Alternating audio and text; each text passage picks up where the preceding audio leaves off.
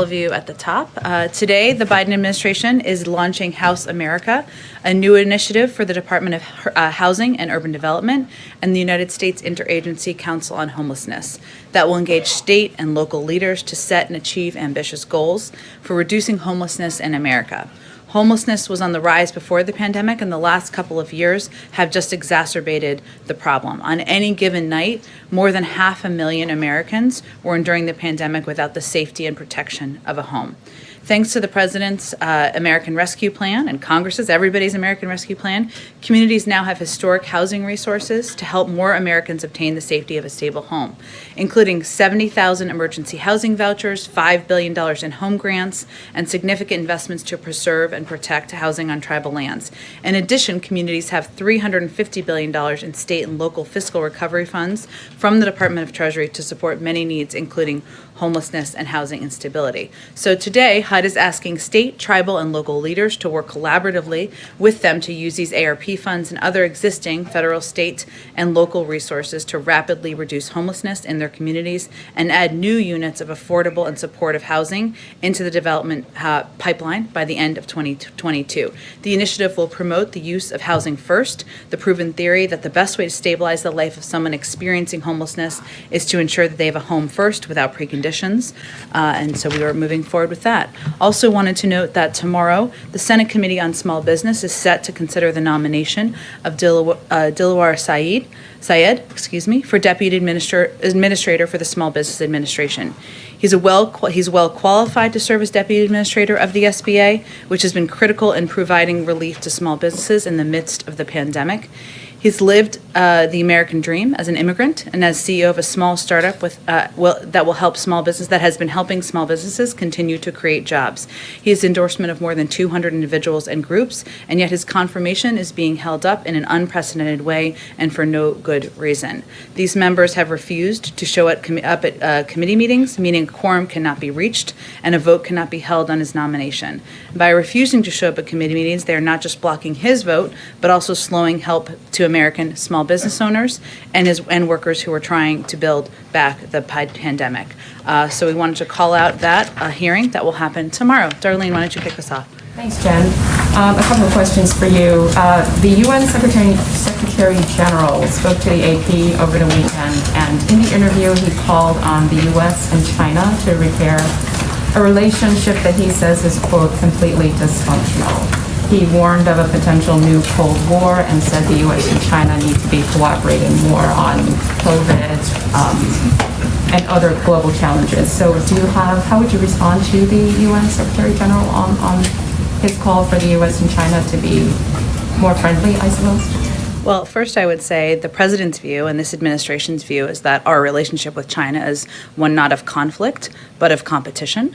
And so we wouldn't agree with the characterization of the relationship. As I would note in the readout of the president's call with President Xi just last week, a 90-minute call that covered an extensive list of topics.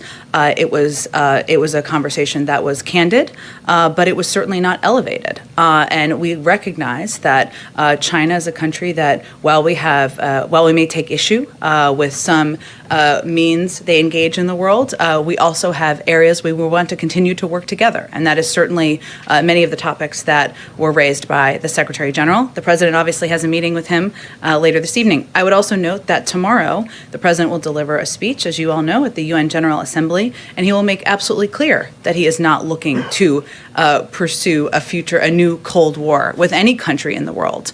We will continue to pursue our interests. We will continue to lift up global priorities, but that is not the objective or the policy of the United States. Another China-related question. Can you say how concerned the administration is about the stability of China's real estate sector, given the issues with China Evergrande? And is it the administration's view that the People's Bank of China can keep those issues from spilling over into other sectors and possibly affecting U.S. interests? Well, let me first note that this is a company based in China whose activities are overwhelmingly centered in China. That being said, we always are monitoring global markets, obviously from the Department of Treasury primarily, including the assessment of any risk to the U.S. economy, and stand prepared to respond appropriately if needed. But that monitoring would happen primarily from the Department of Treasury and our Secretary of Treasury, of course. More really quickly, is there any reaction from the White House to the conviction earlier today of the man who inspired Hotel Rwanda? He's a U.S. resident. He was a recipient of a Presidential Medal of Freedom. I understand, and I would like to get you a more comprehensive reaction to it. I know this is a question that others will have in the room, so let me venture to do that after the briefing. Go ahead. What does the President want to tell President Macron about the submarine deal? Well, first, I think, as had been noted in some reports, so let me just confirm this, I guess. The President will have a call. It has yet. We're still working on the scheduling of it with President Macron in the coming days. And what I expect the President will do on that call is reaffirm our commitment to working with one of our oldest and closest partners on a range of challenges that the global community is facing.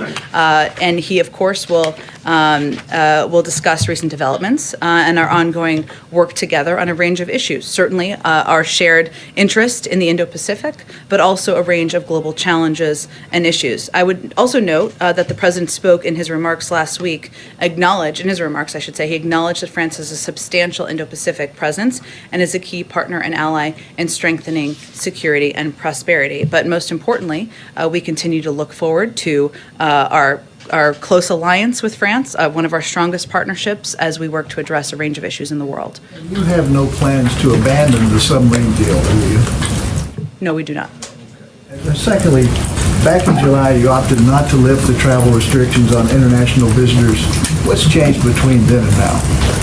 Well, back in July, we also announced that there were a series of working groups that were both interagency and working with a range of countries and partners in the world to determine what the most equitable and clear policies should be moving forward to resume broader international travel. And the older rules were not equitable in our view, and they were a bit confusing. And so this was an effort to pursue that. As was announced in a call earlier today, but I can reaffirm some of the specifics that were announced.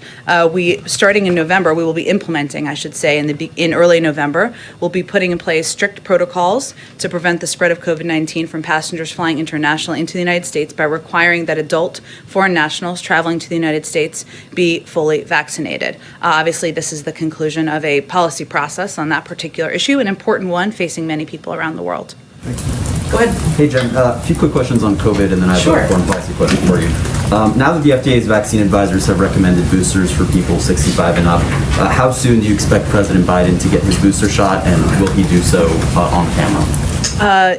He will do so, and he will do so on camera. I don't have a date for you exactly. It's important to note, just to take a slight step back, that there are still a couple of additional steps in the process. Well, we view the news on Friday as an important step forward in protecting more people, saving more lives. The steps now is that ACIP is planning to meet based on their recommendation. We're, of course, prepared to operationalize on the plan, and that includes having the president get his booster shot as well. Is the president still being tested for COVID regularly, and if so, how often?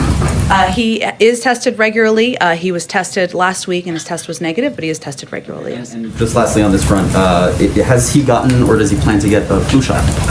I will talk to his doctor. I got a flu shot last week. They're broadly available, but I will check and see if we have an answer to that question. And then just on the foreign policy front with the UN visit tomorrow, President Biden came into office declaring that America is back and vowing to reinvigorate U.S. alliances. But in recent weeks, we've seen European allies be unsettled by the execution of the U.S.'s withdrawal from Afghanistan. The administration has admitted to mistakenly killing 10 civilians in this drone strike. And now the U.S.'s oldest ally, France, has recalled its ambassador after being blindsided by this submarine deal with Australia. So my question to you is, how is the president going to restore U.S. credibility at the UN this week after all that? Well, why don't I give you a preview a bit of what you can hear the president talk about tomorrow in his remarks. And obviously, as you know, he'll have a number of bilateral meetings tomorrow as well as later this week. And to the degree you all have questions, I'm happy to speak to those as well.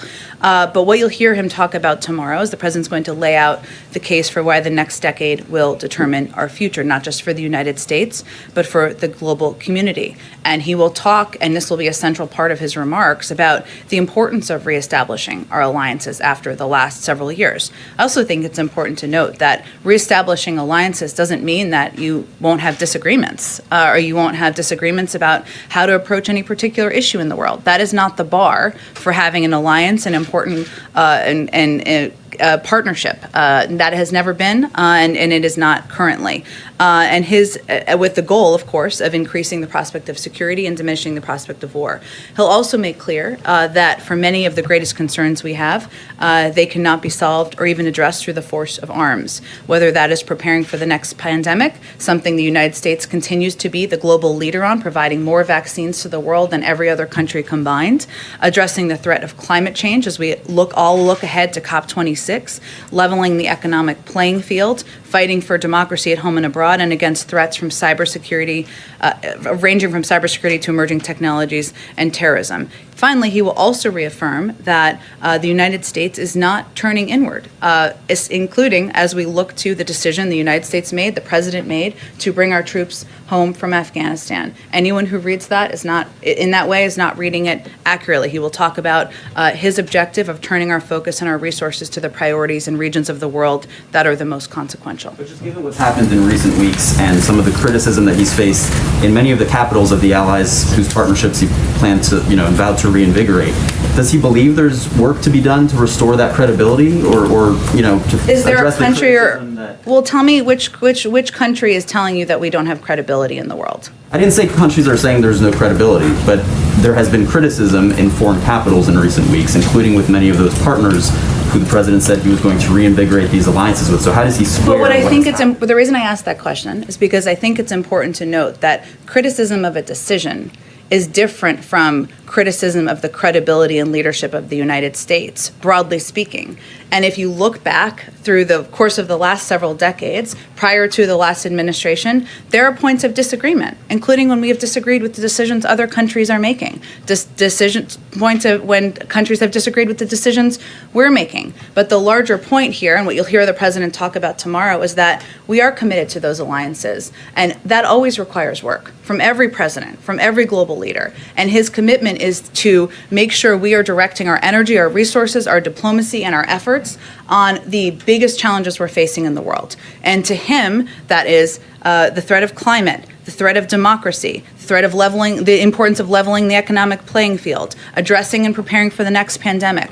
Those are all issues that we will continue to work with our partners on, including those who may disagree with decisions we've made about a variety of issues. Go ahead, David.